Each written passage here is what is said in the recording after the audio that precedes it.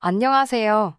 뻔뻔한 남자친구와 그의 어머니로 인해 파혼하게 된 여성입니다. 저는 홀어머니 밑에서 자랐습니다. 어머니께선 피아노 과외를 하시며 저를 키우셨어요. 아버지는 제가 10살 때 사고로 돌아가셨거든요. 사무실 사람들하고 연말 회식을 하고 오기로 되어 있었는데 아무리 기다려도 아버지가 집에 오지 않으시더랍니다. 어머니 말씀이 평소와 달리 몹시 느낌이 안 좋으시더래요. 그리고 새벽동이 틀 때쯤 경찰로부터 연락을 받으셨지요. 남편이 교통사고가 나서 지금 병원에 있는데 상황이 좋지 않으니 빨리 오라고요. 어머니는 그때도 설마 그게 마지막일 거라곤 생각하지 못하셨답니다. 그래서 절 데려가지 않으셨대요. 하지만 아버지는 결국 일어나지 못하셨고요. 운전자 말에 의하면 술에 취한 아버지가 도로가에 누워 있었답니다. 게다가 실제로 아버지와 같이 일하던 몇몇 직원들이 아버지가 맥주를 드시는 걸 봤다고 증언하면서 상황은 운전자에게 유리해졌지요. 무엇보다 벌써 20년도 넘은 이야기입니다. 그때는 지금처럼 시스템이 잘 갖춰져 있지 않았기 때문에 정확히 어떻게 된 상황인지 알기가 어려웠어요. 상황이 억울했지만 어머니 말씀이 거기에만 매달려 있을 수가 없으셨답니다. 갑자기 아버지가 돌아가셨으니 먹고 사는 걱정이 더 컸다고요. 결국 어머니께선 피아노 과외를 그만두셨고 외할아버지의 도움으로 작은 호프집을 여셨습니다. 재산이 꽤 있으셨던 외조부모님께선 둘째 딸인 어머니를 불쌍히 여겨 어떻게든 도움을 주시려고 했대요. 하지만 이 사실을 눈치챈 이모와 삼촌들이 난리가 났었다네요. 남편 죽은 게 자랑이냐고 재산을 거기다 몰아줄 생각을 하느냐고요. 그랬다간 당신들은 연을 끊겠다고 협박까지 하고 들었으니 외할머니와 외할아버지도 어떻게 달리 방법이 없으셨겠지요. 그나마 두 분이 이모와 삼촌들을 어르고 달래서 어머니께 호프집이라도 해주실 수 있었다고 들었습니다. 그렇다 보니 제가 외가 친척들에게 기댄다는 건 상상하기 어려운 일이었지요. 잘할 수 있을까라는 우려와 달리 호프집은 문전성시를 잃었습니다. 당시 저희 어머니께선 당신만의 특제 소스를 찍어 먹는 꼬치구이를 판매하셨는데 이게 대박을 쳤거든요. 덕분에 10평 남짓으로 시작한 호프집은 금세 2배 이상으로 커졌고 지점도 2개로 늘었습니다. 호프집을 한 지 4년 만에 어머니는 외할아버지에게 받은 도움을 모두 갚으셨고 10년 차에는 집을 사셨어요. 30평대에 새로 지어진 아파트였지요. 그리고 이사를 한 첫날 밤 제가 본 건 혼자 소주를 드시던 어머니의 모습이었습니다. 훌쩍훌쩍 아버지 사진이 든 액자를 앞에 세워두고 혼자 말없이 소주만 들이키셨지요. 그런 어머니께선 정확히 집을 사고 2년 만에 세상을 떠나셨습니다. 장사 준비를 하시다 쓰러지셨는데 몇 시간 만에 발견이 되셨거든요. 손도 못 써보고 그렇게 보내드렸습니다. 제 나이 22살이었고 그렇게 완전히 혼자가 되었지요. 물론 외할아버지와 외할머니께선 이딱한 것을 어쩌냐며 이젠 당신들이 제 부모가 되시겠다 했지만 극구 사양했습니다. 저도 어엿한 성인이었고 무엇보다 이모나 삼촌들에게 시달릴 걸 생각하니 차라리 혼자가 낫지 싶었거든요. 하지만 그때부터 저는 우울증을 앓게 되었습니다. 제 발로 병원에도 가고 했지만 별로 도움이 되는 것 같지 않았어요. 어머니가 운영하시던 가게에는 발도 들이기 싫더군요. 어머니의 차가운 마지막이 자꾸 생각이 났으니까요. 결국 어거지로 반년을 끌고 오다가 전부 다 정리했습니다. 그 사이에 저는 대학도 졸업했어요. 어머니가 돌아가신 해부터 성적 관리가 전혀 안 돼서 취업은 물 건너간 상황이었습니다. 그리고 취업을 한다고 해도 이 상태로 일을 제대로 할 수 있을 것 같지도 않았고요. 고민 끝에 어머니 가게를 정리한 돈으로 작은 카페를 열었습니다. 하지만 제 우울증 증상은 도통 나아지질 않았고 친구들은 이런 저를 딱하게 여겼습니다. 그러던 어느 날 한 친구가 저에게 술이나 마시자고 연락을 해왔더라고요. 어머니까지 돌아가신 이후로 사실 종종 혼술을 마시곤 했습니다만 결국엔 외로움만 더 커지더라고요. 그래서 술을 멀리하던 중이었는데 친구 말로는 여럿이서 마시면 좀 다를 거랍니다. 사실 그 무렵에는 제 우울증이 정점에 이르던 시기였습니다. 어떻게든 혼자 있는 시간을 피하려고 노력하던 때였지요. 그래서 나가게 된 자리였습니다. 저를 포함한 5명이 있었는데 그중 유난히 한 사람이 저에게 관심을 표현했습니다. 지금의 제 남자친구였어요. 남자친구는 저보다 8살이 많았고 그래서인지 또래들과 달리 어른스러운 사람 같았네요. 술자리 이후로 2~3번 더 만나면서 데이트를 하게 되었고 한동안 느끼지 못했던 즐거움이라던가 행복함을 잠깐씩이나마 느낄 수 있었어요. 술자리를 주선했던 친구도 좋은 집안에 능력 있는 오빠라며 잘 만나보라고 저를 부추겼습니다. 저희는 얼마 지나지 않아 사귀는 사이가 되었고 솔직히 털어놓자면 저는 많은 부분을 남자친구에게 의지했습니다. 남자친구의 부모님은 2분 다 교육자셨고 남자친구는 중견기업 인사팀에 근무하고 있었어요. 부모님의 교육자라서 그런지 남자친구의 말투는 늘 뭔가 저를 가르치려는 듯 했습니다. 또한 회사 일은 어찌나 바쁘던지 걸핏하면 연락이 되지 않았는데 그 점은 저를 정말 미치게 했습니다. 그럴 때면 자꾸 돌아가신 부모님 생각이 났거든요. 연애 초반에 이미 남자친구에게 제 사연을 허심탄회하게 털어놓았는데도 남자친구는 도통 그 버릇을 고치지 못했습니다. 그렇다 보니 한 달에 1~2번은 꼭 싸우게 되었지요. 그럴 때마다 남자친구는 저에게 헤어지자고 말했고 지금 돌이켜보면 참으로 후회스럽습니다만 저는 남자친구를 붙잡았네요. 그렇게 사귄 지 2년이 되어갈 무렵 남자친구가 저에게 프로포즈를 해왔습니다. 솔직히 왜 결혼하자는 이야기를 안 할까 싶어서 노심초사하고 있었기에 남자친구의 프로포즈가 얼마나 반갑고 기뻤는지 몰라요. 저는 2번 생각지도 않고 그 프로포즈를 받아들였지요. 말 그대로 감격에 눈물을 흘리면서 말이에요. 그리고 2주가 지난 뒤 어머님 아버님께 인사를 드리러 가게 되었습니다. 첫인상은 평범하신 분들이었어요. 2분 다 교육자셔서 그런지 말투도 교양 있고 제가 불편할 법한 이야기는 하지 않으시더라고요. 그러다 저희 부모님 이야기가 나왔습니다. 저는 솔직히 당연히 알고 계실 줄 알았는데 2분 다 표정이 전혀 모르시는 눈치더라고요. 힘들었지만 제 입으로 2분 다 안 계시단 이야기를 전해야만 했지요. 그런데 그때부터 뭐랄까요? 공기가 달라졌다고 할까요? 아버님은 그래도 떨떠름한 표정이시긴 했어도 몇 마디 더 걸어주셨지만 어머님은 아예 저를 쳐다도 안 보시더라고요. 그렇게 인사를 드리고 나오는데 참 서러웠습니다. 남자친구도 눈치를 챘는지 어머님께서 아마 당황하셨을 거고 동시에 제가 안쓰러워서 표정 관리를 못하신 걸 거라며 저더러 자격지심이랍니다. 왜 그렇게 부정적으로 받아들이냐고 저에게 너무 나쁜 쪽으로만 생각하지 말라고요. 이후로 얼마 뒤 평소처럼 카페에서 일을 하고 있는데 남자친구가 말도 없이 어머님을 모시고 왔더라고요. 남자친구 딴에는 제가 그래도 경제력이 있다는 걸 보여주고 싶었던 모양입니다. 하지만 손님들도 제법 있었고 어머님께만 신경을 써드릴 상황이 못 되었어요. 1시간쯤 지나 손님들이 어느 정도 빠지고 나서야 대화를 나눌 수 있었지요. 어머님께서 장사는 잘 되냐고 물어보시면서 저희 어머니가 돌아가실 때 제 앞으로 뭐 남겨놓으신 재산 같은 건 없냐고 단도직입적으로 물어보시더라고요. 아직 남자친구에게도 제대로 말한 적 없던 이야기라 대충 얼버무려서 상황을 넘겨야 했습니다. 사실 남자친구도 저에게 비슷한 질문을 몇 번인가 한 적이 있었습니다. 카페는 무슨 돈으로 차린 거냐? 지금 사는 집은 전세냐 월세냐? 카페 하면서 얼마나 버냐? 솔직히 결혼 이야기가 오가기 전에는 어찌 보면 민감한 부분이라 말하지 않았었고요.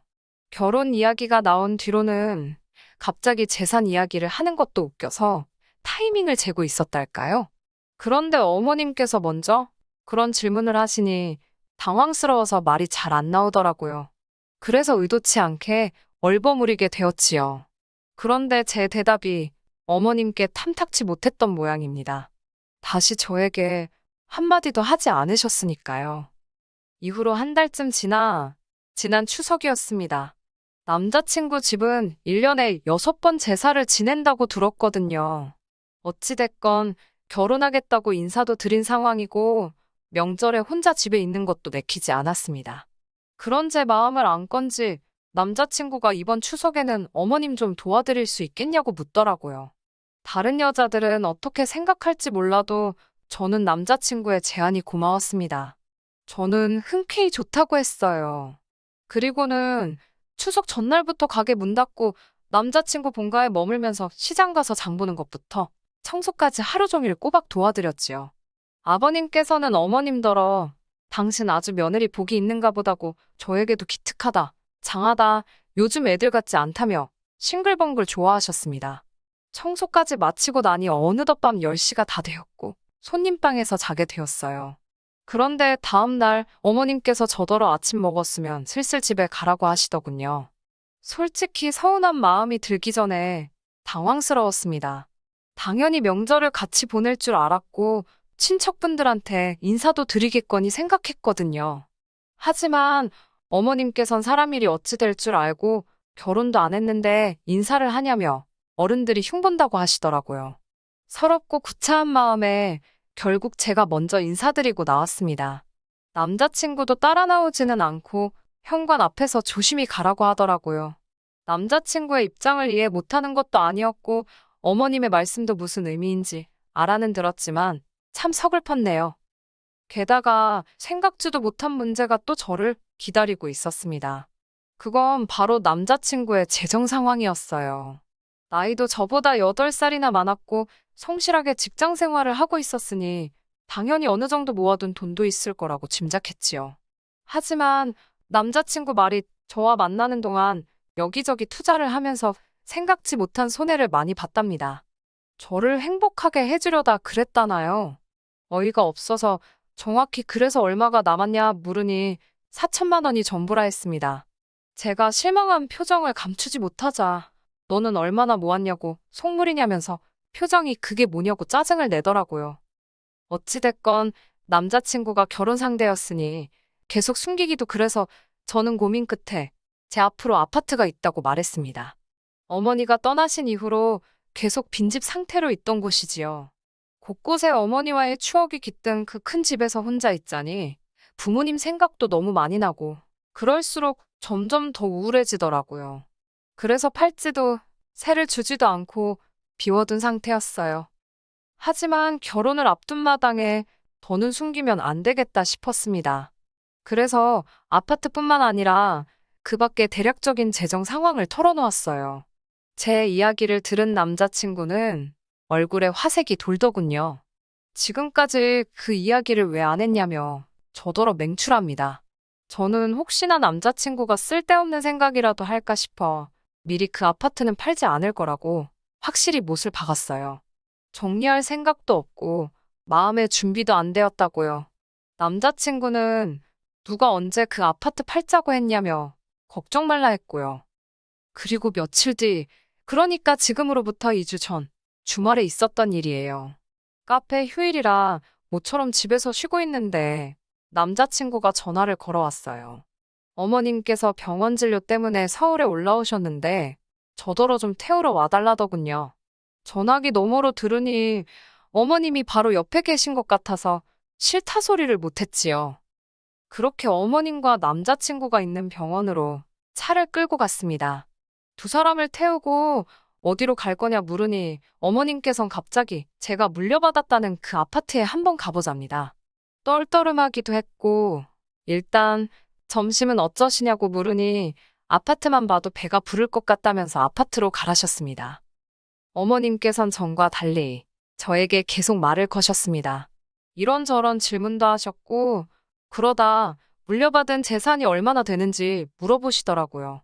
저는 얼떨결에 대답을 했고 어머님께선 남자친구와 마찬가지로 왜 진작에 이야기하지 않았냐며 돌아가신 저희 부모님이 저를 많이 사랑하셨던 모양이랍니다. 그 말이 왠지 제 귀에는 곱게 들리지가 않았지만요. 그렇게 40분쯤 달려 아파트에 도착했습니다. 어머님께서 자꾸 들어가 보고 싶다고 하셨지만 제가 그건 싫다고 완곡하게 거절을 했어요. 그러자 어머님께선 의심스러운 눈초리로 확실히 제 집 맞냐입니다. 어이없는 질문에 짜증이 좀 났지만 어머니와의 추억도 있고 해서 아직 다른 사람을 들일 마음의 준비가 안 되었다고 말씀드렸네요.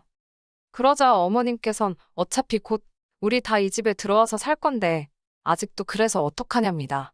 제가 당황스러워서 무슨 말씀이냐고 되물으려는데 남자친구가 제 말을 막으려는 듯 다른 주제를 꺼내더라고요. 찝찝했지만 일단은 대충 넘어가야만 했지요. 그리고 비로소 그 다음 날이 되어서야 남자친구와 이야기를 나눌 수 있었습니다.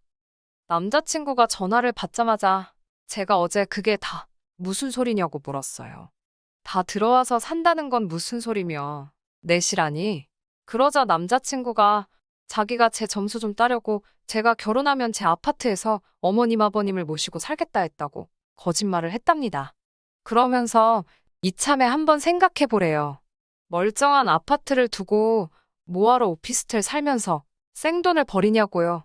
그리고 어머님 아버님 두 분 다 이제껏 아파트에서 한 번도 살아본 적이 없으시다며 너무 좋아하실 거랍니다. 남자친구가 떠드는 소리를 듣고 있는데 제 마음이 엄청난 속도로 차갑게 식으면서 동시에 냉정해지더라고요. 갑자기 제가 물려받은 게 있다는 이야기를 듣고 다정해지신 어머님이 솔직히 어이가 없었고 자기 멋대로 거짓말을 해놓고선 절 설득하려 드는 남자친구도 한심해 보였지요.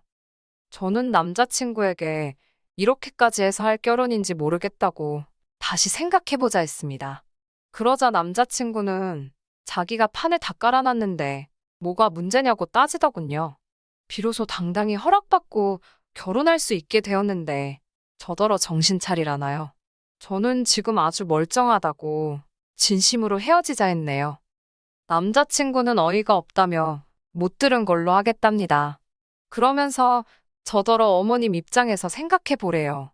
아들 다 키워놨더니 부모도 없는 여자랑 결혼하겠다고 드는데 속이 안 상하겠냐고요. 그래도 이제나마 다행히 어머님 아버님께서 속상한 마음은 접고 저를 받아주신다는데 왜 고마운 줄을 모르냐며. 고맙긴 개뿔 뭐가 고맙냐 했습니다. 막말로 내가 지금 팔려가는 거냐고 돈 앞에 아무리 장사 없다지만 사람 그렇게 무시하실 때는 언제고 어제는 하루 종일 웃으시느라 광대뼈가 내려오질 않더라고 써붙였어요. 그리고는 더 말하기도 싫다고 내가 눈이 삐었던 것 같다고 전부 없던 이야기로 하자 했네요. 그러자 남자친구가 저더러 후회 안 하냐입니다. 이렇게 지금 가면 자기 부모님한테 다 말씀드릴 거고 그러면 자기랑 영영 결혼 못할지도 모른다길래 그러라 했습니다. 너랑 결혼하고 싶은 생각 이젠 쥐씨할 만큼도 없다고요. 더 어이가 없던 건 그 다음 날이었습니다. 어머님께서 연락도 없이 제 카페로 찾아오셨더라고요. 헤어지자 그랬다며 저더러 갑자기 그러는 이유가 뭐냐입니다. 솔직하게 말씀드렸어요. 모시고 살 생각도 없었고 그 아파트는 계속 비워둘 거라고요. 제 마음 힘든 날 가서 쉬는 그런 곳이라고요. 그러자 어머님께선 조근조근한 말투로 제 생각이 얼마나 어리석고 비경제적인지 설명을 하시기 시작하셨습니다. 어른이 말씀하시니 예의상 처음엔 듣고 있었지만 결국 아들 간수나 잘하시라고 했네요. 알고 계신지 모르겠지만 다 말아먹고 꼴랑 사천 들고 여자한테 결혼하자는 사람이라고요. 그 나이에 사천밖에 없으면서 젊은 여자 재산이나 탐내면 어떤 정신 나간 여자가 좋다고 하겠냐고 그동안 제 속에 있던 말이 저절로 튀어나가는 것 같았지요. 그리고 어머님도 교육자시라면서 인격 수양 좀 하시라 했습니다. 남의 돈 욕심내는 어머님 밑에서 학생들이 뭘 배우겠냐고 학생들이 불쌍하다고요. 그러자 어머님 얼굴이 울그락불그락 벌개지더니 절 한 대 치기라도 하시려는 듯 손을 올리셨어요. 저도 지지 않고 벌떡 일어서서는 남의 영업장에서 추태 부리지 말고 나가시라 했습니다. 이후로 남자친구로부터 몇 차례 연락이 왔습니다. 울었다 웃었다, 사랑한다 했다가 가만 안 둔다고 했다가 결국 지금은 잠잠해진 상황이에요. 헤어졌다는 사실을 받아들인 거겠지요? 흉흉한 세상이라 당분간은 몸조심하면서 지낼 생각입니다. 어떤 사람이건 간에 원래 눈 돌아가면 무슨 짓을 할지 모르잖아요. 카페도 당분간은 쉬면서 여행이라도 다녀올 생각입니다. 끝까지 들어주셔서 감사합니다. 오늘의 사연은 여기까지입니다. 구독과 좋아요, 알람 설정 부탁드리고 더 좋은 사연으로 다시 찾아뵙겠습니다. 감사합니다.